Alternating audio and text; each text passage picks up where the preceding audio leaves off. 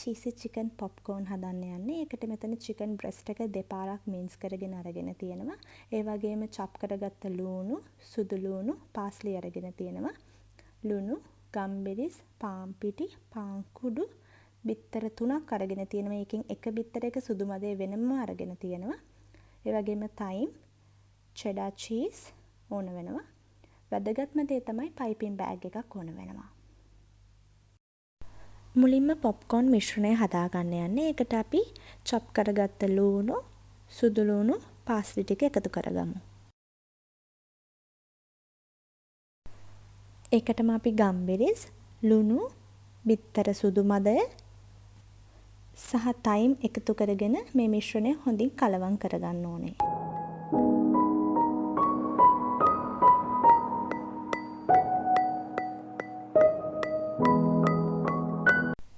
ඒ වගේම චීස් ටිකත් මේ විදියට ග්‍රේට් කරගෙන මිශ්‍රණය තව පාරක් හොඳින් කලවම් කරගමු.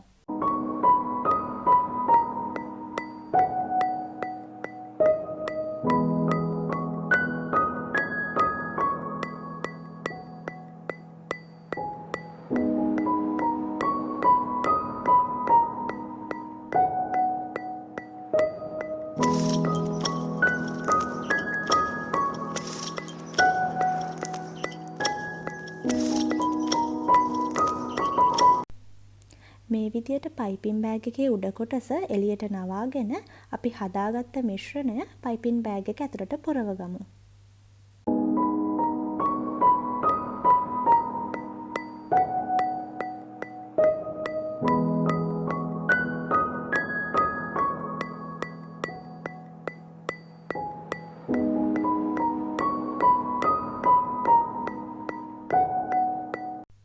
මේ තියෙන්නේ අපි මිශ්‍රණය පුරවගත්ත පයිපින් බෑග් එක.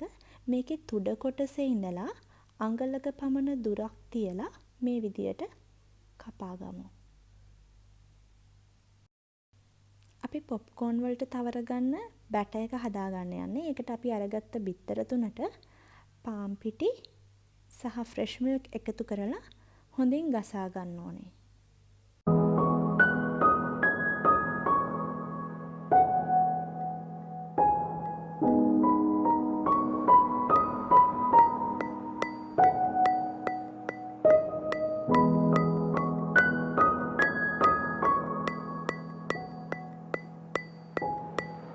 දැන් වතුර භාජනයක් ලිපේ තියලා ඒකට ලුණු තේ හැඳි භාගයක් දාලා අපි හදාගත්ත පයිපින් බෑග් එකේ මිශ්‍රණය කතුරකින් මේ විදිහට කපා ගන්න.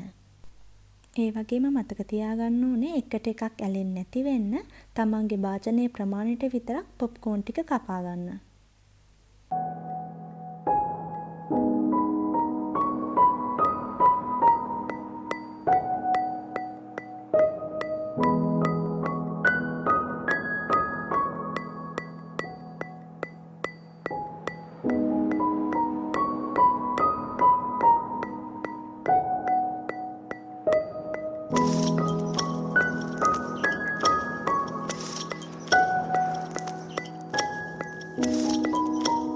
දැන් අපි මේ කපාගත්ත බෝල ටික තප්පර 30ක් විනාඩියක් අතර කාලයක් තුල වතුර එකේ පාවෙන්න ගන්නවා.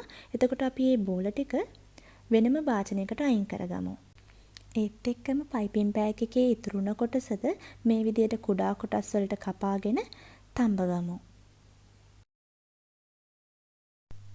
මේ තියෙන්නේ අපි තඹගත්ත චිකන් පොප්කෝන් ටික. මේක අපි කලින් හදාගත්ත බැටර් එකේ තවරලා පාන් කුඩු දවට ගන්න ඕනේ.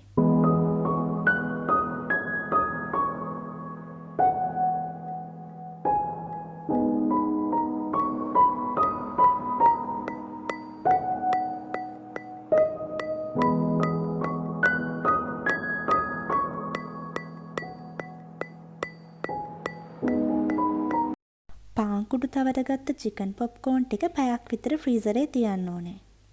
මේ තියෙන්නේ අපි ෆ්‍රීස් කරගත්ත පොප්කෝන් ටික පෑන් එකකට තෙල් දාලා තෙල් ටික හොඳින් රත් වුණාට පස්සේ අපි හදාගත්ත පොප්කෝන් ටික බැදගමු.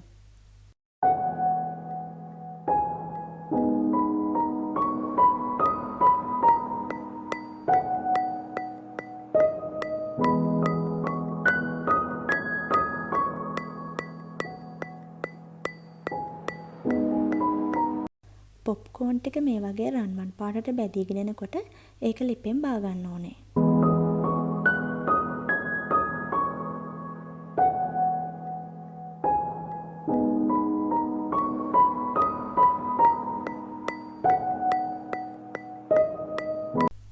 මේ තියෙන්නේ අපි හදාගත්ත චීසි චිකන් පොප්කෝර්න් එක. චුටි බබාලා ගොඩක් ආස කරන ස්නැක් එකක්. ඒ වගේම මේක බදින්න නැතුව ෆ්‍රීසරේ මාස 2ක් වගේ කාලයක් තියාගන්න පුළුවන්.